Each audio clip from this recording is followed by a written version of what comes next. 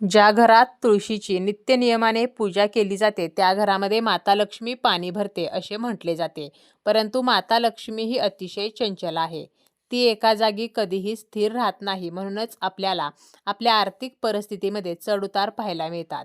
माता लक्ष्मी घरामध्ये स्थिर व्हावी, त्याचप्रमाणे विष्णूचा आपल्याला आशीर्वाद मिळावा यासाठी वर्षातून एकदा येणाऱ्या तुळशी विवाहाच्या दिवशी तुळशीला अवश्य आपल्याला काही वस्तू अर्पण करायच्या आहेत. माता लक्ष्मी व विष्णूंचा आशीर्वाद प्राप्त व्हावा, आपली आर्थिक परिस्थिती सुधारावी, पैशासंबंधीच्या अडचणी नष्ट व्हाव्यात म्हणून आपल्याला या दिवशी चिमूटभर हळद ही तुळशीला अर्पण करायची आहे. त्याचप्रमाणे आपण थोडेसे कच्चे दूध सुद्धा तुळशीला अर्पण करू शकतो. हे दूध जर आपण चांदीच्या वाटीतून तुळशी मातेला अर्पण केले तर आपल्या मनोकामना, आपल्या इच्छा पूर्ण होत असतात.